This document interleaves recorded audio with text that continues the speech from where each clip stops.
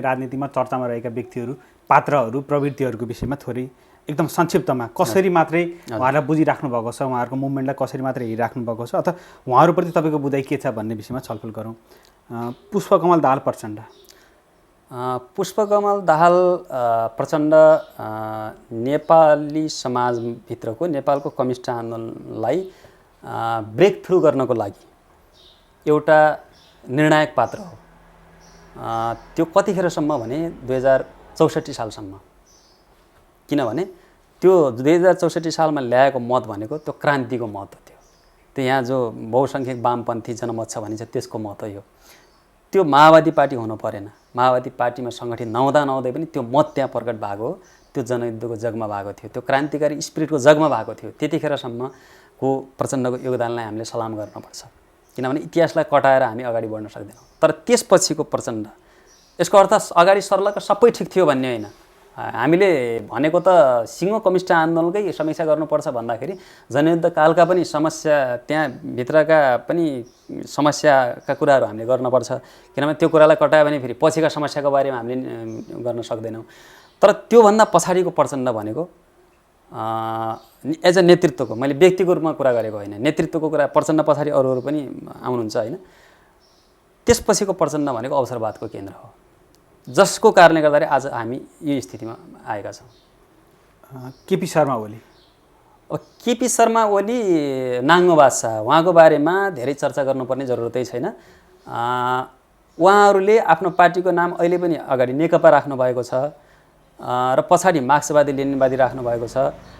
त्यो नाम नै उहाँहरूको निम्ति सबैभन्दा बढी मजाकको विषय भएको छ, किनभने हामी यही ठाउँमा छौँ कि पछि जनमतलाई प्रभावित पार्नको लागि र त्यो जनताको भावनासँग खेलेर आफ्नो राजनीति मजबुत बनाउनको लागि त्यो के अरे अयोध्याको जो नारा दिनुभयो उहाँहरूले, त्यो राजनीतिक के अरे विचारमा आएको के भन्ने त्यसलाई विचलनको अथवा निकृष्टताको त्यो चरम रूप थियो। एउटा कम्युनिस्ट भनिएको पार्टीको कम्युनिस्ट नेता जब धार्मिक राजनीति गर्ने ठाउँमा पुग्छ त्योभन्दा विचलन के हुन्छ?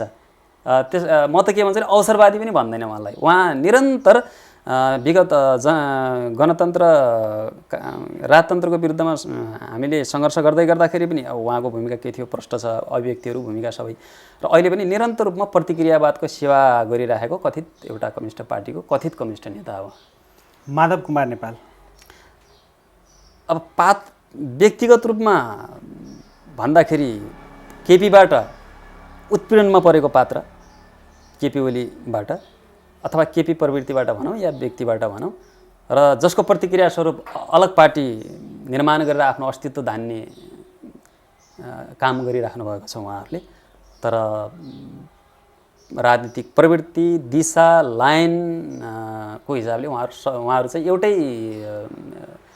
व्यवस्था, एउटै चिजको सेवा गर्ने पात्रहरू हो। यद्यपि अब व्यक्तिगत रूपमा त भिन्नता होला। फेरि उहाँ एउटा व्यक्तिगत रूपमा एउटा इमान्दार, एउटा सोझो, एउटा निष्ठावान व्यक्तिको रूपमा पनि त्यहाँ चित्रण गर्ने गर्छन् कार्यकर्तादेखि लिएर जनतासम्मले। यो कुरालाई हामीले इन्कार गर्न सक्दैनौँ। प्रवृत्तिगत हिसाबले एउटै हो। मोहन वैद्य किरण। मोहन वैद्य किरण पनि व्यक्तिगत रूपमा एउटा इमान्दार, निष्ठावान र कम्युनिस्ट भएर कम्युनिस्टको रूपमा चाहिँ आफूलाई विकास गरेको एउटा इमान्दार, असल, एउटा के भन्छ वैचारिक सैद्धान्तिक रूपमा पनि प्रतिबद्ध, सैद्धान्तिक हिसाबले पनि त्यसरी दखल राख्ने र कम्युनिस्ट भएर नै म चाहिँ मर्न पाएँ भन्थ्यो भन्ने एउटा स्पिरिट बोकेको, एउटा जम्मा-जम्मीमा भन्दा एउटा नबिग्रिएको अवसरवादबाट, अवसरवादी प्रवृत्तिबाट जम्मा-जम्मीमा मुक्त भएर एउटा अहिले पनि काम गरिरहेको एउटा पात्र हो। यद्यपि उहाँले अब नेतृत्वको कोणबाट कुरा गर्दाखेरि, विचारधाराको विकासको कोणबाट कुरा गर्दाखेरि फेरि प्रशस्त प्रश्नहरू हुन सक्छन्। व्यक्तिगत रूपमा एउटा इमान्दार कम्युनिस्ट क्रान्तिकारी हो। नेत्र विक्रमचन्द विप्लव। नेत्र विक्रमचन्द विप्लव पनि मैले मोहन वैद्य किरणको बारेमा भने जस्तै एउटा इमान्दार क्रान्तिकारी कम्युनिस्ट नेताको रूपमा नै मैले बुझ्छु। अब एज अ लिडरसिप विचारको विकास गर्दै नेपालको क्रान्तिकारी कम्युनिस्ट आन्दोलनलाई अगाडि लैजाने, त्यसलाई एउटा निर्णायक उचाइमा पुर्याउने कोणबाट अहिले नै उहाँको बारेमा निष्कर्ष निकाल्न सकिँदैन। तर अहिले चाहिँ समग्र कम्युनिस्ट आन्दोलनको कोणबाट अलि बढी आकर्षणको चर्चाको आलोचनाको पनि त्यत्तिकै र समर्थनको पनि त्यत्तिकै र एउटा चाहिँ जुझारु पङ्क्तिको नेतृत्व गरिरहेको अथवा त्यो खालको पार्टीको नेतृत्व गरिरहेको एउटा व्यक्ति हो। नारायण काजी श्रेष्ठ प्रकाश नारायण काजी श्रेष्ठ प्रकाश व्यक्तिगत रूपमा फरक भए पनि केही व्यक्तिगत अब विशेषताहरू हुन्छन्, त्यो हिसाबले चाहिँ एउटै भन्न त मिल्दैन। तर समग्र राजनीतिलाई सेवा गर्ने कोणबाट हेर्दाखेरि उहाँ चाहिँ अहिले प्रचण्डको एउटा इमान्दार सहयोगी हो र त्यो ढङ्गले एउटा वैकल्पिक प्रचण्ड पछाडिको वैकल्पिक नेताको रूपमा आफूलाई उभ्याउने प्रयत्न गरिरहेको एउटा नेता हो। रामबहादुर थापा बादल अब रामबहादुर थापाको बारेमा त अब प्रष्टै छ, उहाँले आफूलाई व्यक्तिगत रूपमा पनि इमान्दार कम्युनिस्ट एउटा क्रान्तिकारीको रूपमा निरन्तरता दिन सक्नु भएन। त्यो सम्भावना पनि देखिँदैन। यद्यपि उहाँले हिजो गरेका उहाँका योगदानहरू हुन्, तिनको हामीले सम्मान गर्नुपर्छ र सिक्ने हामीले प्रयत्न पनि गर्नुपर्छ। तर आज उहाँलाई एउटा कम्युनिस्ट आदर्श पात्रको रूपमा उहाँलाई चाहिँ त्यो ठाउँमा राख्न सकिँदैन। एउटा अवसरवादी पात्रको रूपमा नै उहाँले आफूलाई स्थापित गर्नुभएको छ।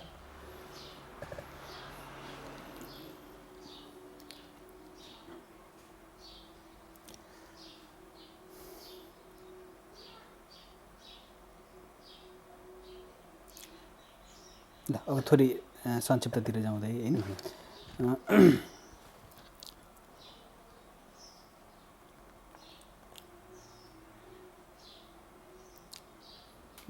माओवादी आन्दोलन माओवादी आन्दोलन नेपालको सिङ्गो कम्युनिस्ट आन्दोलनलाई नयाँ उचाइ दिनको लागि योगदान गरेको सबैभन्दा एउटा चाहिँ निर्णायक आन्दोलन थियो।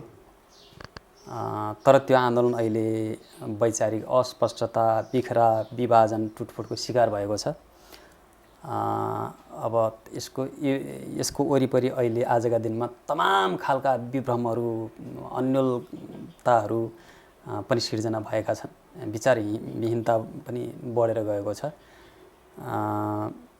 माओवादी तर आन्दोलन भनेको फेरि कोही एउटा खास व्यक्तिमा मात्रै सीमित भएर बस्दैन, एउटा पार्टीमा सीमित भएर होइन। आन्दोलन भनेको आन्दोलन हो। जसरी प्रतिक्रान्ति भएर आन्दोलन रोकिएन, विगतका क्रान्तिहरू जब प्रतिक्रान्तिमा बदलिए त्यसपछि पनि आन्दोलन रोकिएन। आज यो स्थिति सिर्जना भएको छ। तर फेरि पनि माओवादी आन्दोलन अगाडि बढ्छ। त्यसलाई नयाँ पुस्ताले अगाडि बढाउनुपर्छ, क्रान्तिकारीहरूले अगाडि बढाउनुपर्छ। यो कसैले चाहेर रोकिने या विसर्जन हुने आन्दोलन पनि होइन। किनभने आजको माओवादी आन्दोलन भनेको नै त्यो के भन्छ, सबैभन्दा सर्वहारावर्गको मुक्तिको लागि सबैभन्दा विकल्पको आन्दोलन, जस्तो हामीले वैकल्पिक राजनीति भन्छौँ, वैकल्पिक आन्दोलन भन्छौँ। योभन्दा बाहिरबाट हामीले वैकल्पिक आन्दोलन सोच्न सक्दैनौँ। आजको आवश्यकता व्यवस्था परिवर्तन कि अवस्था परिवर्तन?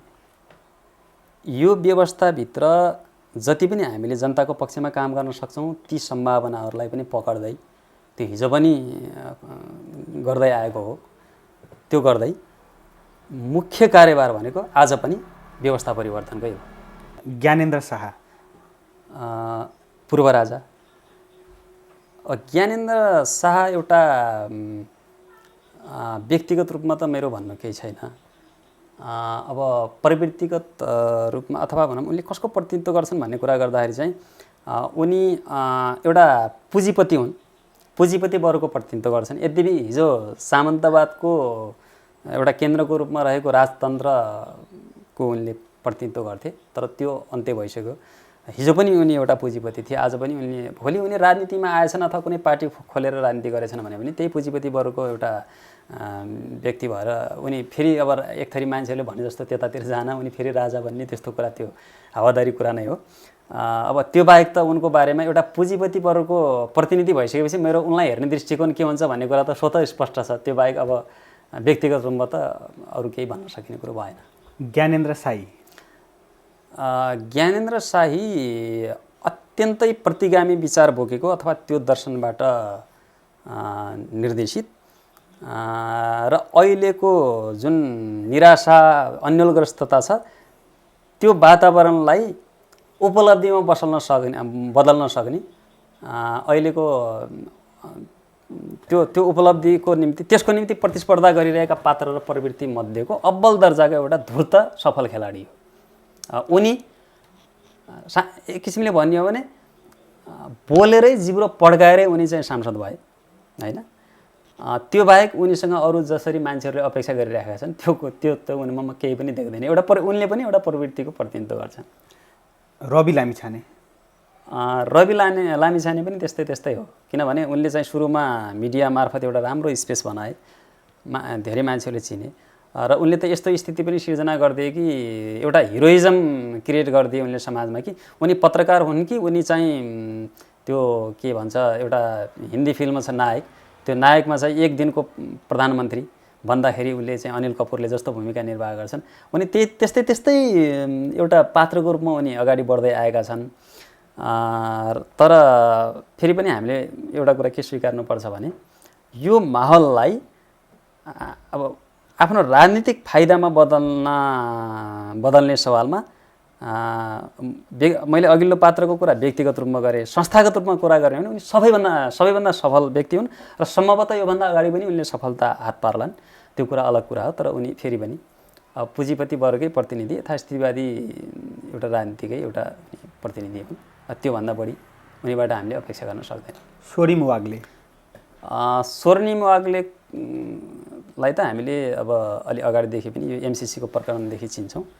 उनी यो अहिलेको विशेष गरी पुँजीवादी भन्दा पनि अझ भनौँ अब साम्राज्यवादी स्कुलिङबाट राम्रोसँग दीक्षित, पुँजीवादी व्यवस्थाबाट राम्रोसँग दीक्षित उनी व्यक्ति हुन्। अब उनी चाहिँ सम्भावना खोज्दै काङ्ग्रेस हुँदै यो एउटा नयाँ पार्टीमा पुगेका छन्, स्वतन्त्र पार्टीमा। उनले त्यहाँबाट नै आफ्नो राजनीतिक करियरको सुरुवात गरेका छन्। एक हदसम्म उनी सफल हुन सक्छन् र उनी त अझै एक कदम अगाडि बढेर रवि भन्दा पनि एक कदम अगाडि बढेर आफूलाई प्रष्ट रूपमा चिनाइसकेका यो व्यवस्थाका राम्रा उनी प्रतिनिधि पात्र हुन्। राजेन्द्र लिङ्गदेन उनी प्रतिगामी सोच भएका एउटा जातीय हिसाबले उत्पीडित समुदायमा जन्मिएको भनिए तापनि अब त्यसरी बुझ्न सकिन्छ र पनि उनी प्रतिगामी सोच भएका एउटा के भन्छ एक थरी साथीहरूले भन्नुहुन्छ व्यङ्ग्य गरेर अब लोपोन्मुख एउटा विचार होइन, लोपोन्मुख व्यवस्था अथवा लोप भइसकेको व्यवस्था, त्यो व्यवस्थाको अहिले पनि प्रतिनिधि गर्ने एउटा हास्यास्पद पात्र हुन् भन्ने लाग्छ मलाई। उनी आहुति अत्यन्तै रुचाइएका